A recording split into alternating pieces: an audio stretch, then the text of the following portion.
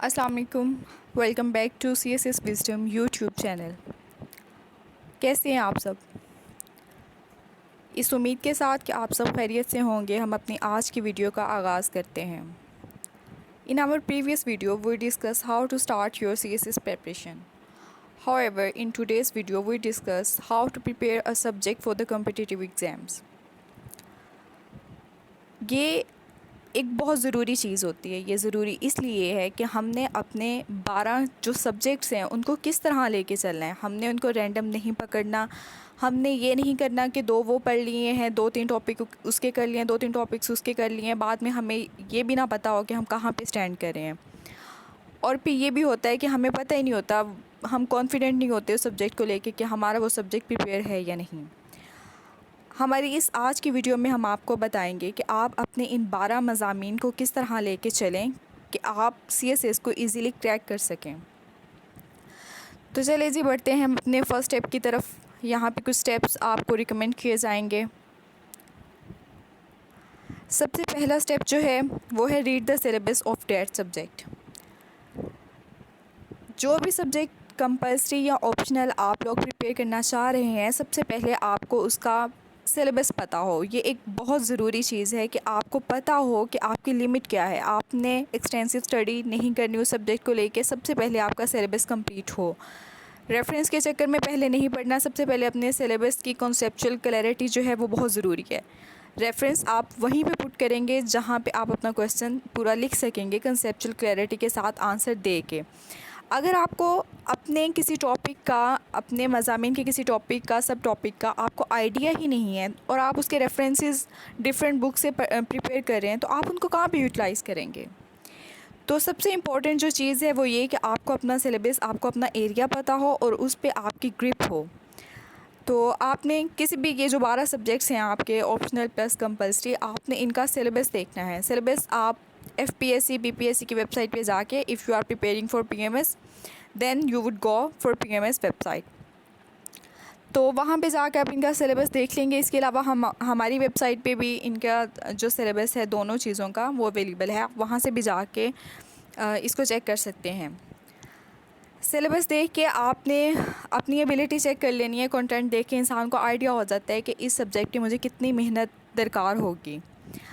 Suppose 50% जो syllabus है वो आप उनके टॉपिक से यूज़ टू हैं, अवेयर हैं, आपको पता है इसकी हाउ नो, तो वो आप उसको अपनी कैपेबिलिटी के अकॉर्डिंग डेज में डिवाइड कर लें। ये बहुत ज़रूरी चीज़ है कि आपका एक प्रॉपर प्लान बना हो उस सब्जेक्ट को लेके। ये नहीं कि आप एक सब्जेक्ट को लेके 1 मंथ ही चल रहे हैं या 1.5 मंथ चल रहे हैं, या मतलब होना चाहिए आपका एक टाइम पीरियड। 7 दिन में कितने टॉपिक डेली आपने करने हैं, कौन कौन से टॉपिक करने हैं, ये सारा कुछ आपने देखना है। चले जी, सिलेबस का तो हो गया कि आपने जाके सिलेबस चेक करना है, अपना डिसाइड करना है कि आपको कितनी इस पे एनर्जी जो है वो अपनी सर्व करनी पड़ेगी। उसके अलावा इसको किस तरह लेके चलना है। इसके बाद नेक्स्ट जो चीज़ आ जाएगी वो हमारी है step number 2, have a look on past papers and do analysis specifically papers from 2016 to onwards. Past paper एक बहुत इम्पॉर्टेंट चीज़ है, एक बहुत इम्पॉर्टेंट एरिया है किसी भी सब्जेक्ट का, ना सिर्फ CSS PMS बल्कि बोर्ड्स एग्ज़ाम और ये सारा कुछ। अच्छा, ये क्यों ज़रूरी होता है? ये हमें बता रहा होता है कि एग्ज़ामिनर की अप्रोच क्या है उस पेपर को लेके, वो किस तरह के क्वेश्चंस पूछता है। नंबर 1 ये चीज़ होती है। नंबर 2 ये हमें बता देता है कि इम्पोर्टेंट एरियाज़ कौन से हैं जो कि बार बार पूछे जा रहे हैं, या अगर वो चेंज भी करता है तो वो कितनी डिग्री का चेंज ला सकता है आपके पेपर में। तो ये जो चीज़ है ना, ये बहुत ज़रूरी होती है। और नंबर 3 मोस्टली जो पेपर है, जो कि बहुत इंपॉर्टेंट एक चीज़ है कि हमारा पेपर जो है 50-60 समटाइम 70-75% जो है वो पास्ट पेपर में से आ जाता है। तो आपने जो पास्ट पेपर का एनालिसिस है वो ज़रूर करना है, अपने एरियाज़ देखने हैं और आपने अपने एरियाज़ देखने हैं कि आप कहाँ पे ख़ुद को लाई कर रहे हैं आप इस पूरे सब्जेक्ट में, कि आपको कितनी यहाँ पे मेहनत करनी पड़ेगी। अच्छा जी, इस एनालिसिस के बाद आपने जो पेपर देखने हैं वो 2016 से ऑनवर्ड देखने हैं। इसका ये मकसद है कि 2016 में CSS का सिलेबस जो था वो रिवाइज़ हुआ था। अब रिवाइज़ होने का मतलब है इसमें चेंजेस आए थे, कुछ टॉपिक्स निकाल दिए थे, कुछ ऐड किए थे। अगर आप प्रीवियस जो पेपर्स हैं वो देखेंगे तो उसमें मोस्ट प्रोबेबली बहुत सी चीज़ें ऐसी होंगी या कुछ चीज़ें ऐसी होंगी जो कि अब हमारे सिलेबस का पार्ट नहीं होंगे। तो आपने जो पास्ट पेपर हैं वो जो देखने हैं वो 2016 से 2021 ये 6 इयर्स के बनते हैं past paper, and that are more than enough for your analysis. तो आपने इनको देखना है। हमारा नेक्स्ट स्टेप जो है, step number 3, take 2 or 3 books for one subject, one of local author and one of international author. अब ये क्या चीज़ है, हमने एक सब्जेक्ट को कितनी बुक्स लेके चलना है। हम अक्सर देखते हैं कि जो मेंटोर्स हैं, जो टीचर्स हैं, वो रिकमेंड कर रहे होते हैं 4-4, 5-5, इतनी लंबी लिस्ट होती है बुक्स की एक सब्जेक्ट के लिए, जो कि नहीं पॉसिबल होता क्योंकि हमारे पास टाइम पीरियड कम होता है, 6 मंथ होते हैं, और कभी कभार ये होता है कि 1 साल होता है, फिर ये कि किसी के पास 4 मंथ्स होते हैं। तो अगर हम ये इतनी 7-8 बुक्स पढ़ भी लें तो हमें नहीं पता होता इनको किस तरह लेके चलना है या क्या करना है। तो जो मोस्ट ऑप्टिमल अप्रोच है वो यही है कि हम एक सब्जेक्ट को 2 या 3, मैक्सिमम 3 बुक्स के साथ प्रिपेयर करें। अब वो जो 2 बुक्स होंगी वो एक लोकल ऑथर की होगी और एक जो है वो इंटरनेशनल ऑथर की होगी। अब लोकल ऑथर की बुक इसलिए आपको कहा जा रहा है, इसमें ये होता है कि एक तो आपके सिलेबस के सभी कंटेंट जो है वो मिल जाते हैं, जैसे ये JWT की हो गई, नोमा की हो गई, या किसी एडवांस कारवान जैसे भी इनकी होगी ना, ये आप मार्केट में जाके देखेंगे कि कौन सी बुक ज़्यादा आपको अच्छी लग रही है। अच्छा, इनकी ये जो बुक होगी इसमें आपको सिलेबस के कंटेंट सारे एक जगह पे मिल जाएंगे।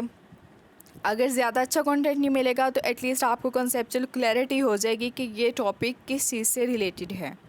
ठीक है, ये सब लेने के बाद आपने एक दफ़ा इस बुक को गो थ्रू करना है, आपको आपके कॉन्सेप्ट्स क्लियर हो जाएंगे, आपको अंडरस्टैंडिंग हो जाएगी, आपकी बेस बन जाएगी उस सब्जेक्ट की। उसके बाद आपने एक बुक पढ़नी है इंटरनेशनल ऑथर की। अब वो जो इंटरनेशनल ऑथर की बुक है वो आप उसको अपने पेपर में कोट भी कर सकते हैं, वो आपके कंटेंट को पॉलिश कर देगा, एडवांस कर देगा। मतलब एक अच्छी अप्रोच आ जाएगी, एक एनालिटिकल अप्रोच आ जाएगी आपके पेपर में। तो 2 से 3 बुक्स एक सब्जेक्ट के लिए मोर देन इनफ है, इससे ज़्यादा पढ़ने की ज़रूरत नहीं है। लेकिन जो आप पढ़ें उनको अच्छी तरह पढ़ें, उनको यूटिलाइज़ करना सीखें। तो ये जनाब चीज़ें होती हैं करने वाली। उसके अलावा हमारी अगला जो स्टेप है वो है मेक नोट्स, शॉर्ट टर्म और लॉन्ग टर्म। अब इसका क्या सीन है, हमने 2 तरह के नोट्स बनाने हैं अपने उस सब्जेक्ट से रिलेटेड। एक शॉर्ट नोट्स जो कि 1 पेपर पे होगा और एक लॉन्ग नोट्स होंगे। अब शॉर्ट नोट्स जो है वो क्यों ज़रूरी है, वो ज़रूरी है जब हमारे एक दिन में 2-2 पेपर हो रहे होते हैं और हमारे पास 2 आवर्स के अबाउट टाइम होता है रिवीजन का पर पेपर। तो उनमें जो शॉर्ट नोट्स होते हैं ना वो बहुत ज़्यादा हेल्प आउट करते हैं।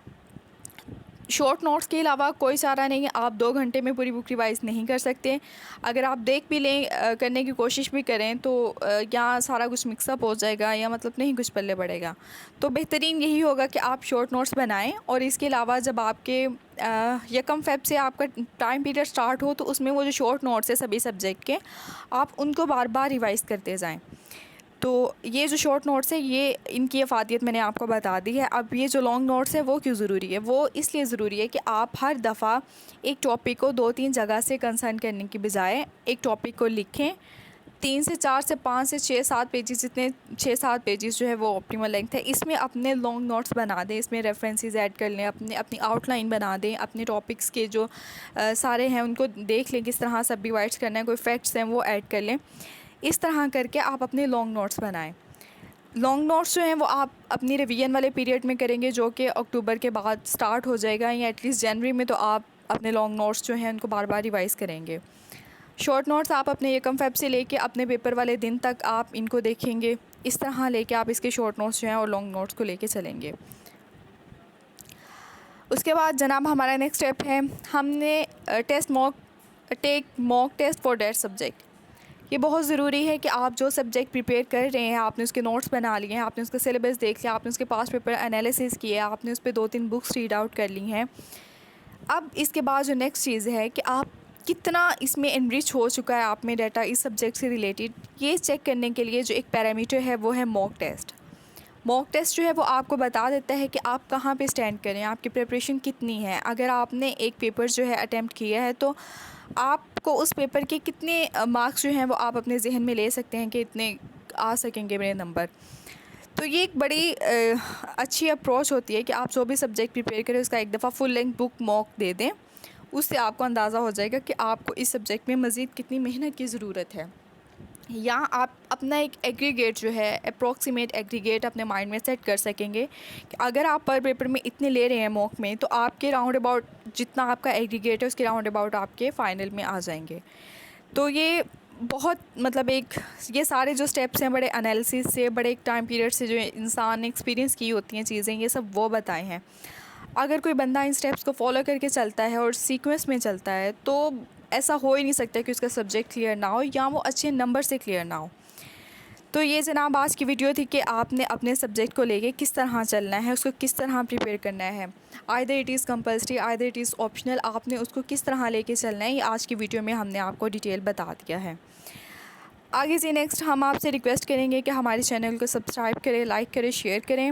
और अगर आपकी कोई क्वेरी है जो आप एड्रेस करवाना चाह रहे हैं एक्सपीरियंस से, तो आप कमेंट सेक्शन में पूछ सकते हैं। हम अपनी पूरी ट्राई करेंगे कि आपको इसका आंसर करें। इसके अलावा हमारे एजेंडा में है कि हमने पीएमएस जो सेशन है उसके सब्जेक्ट्स की फुल बुक जो है, फुल लेंथ बुक जो है, उनकी तैयारी स्टार्ट करवानी है।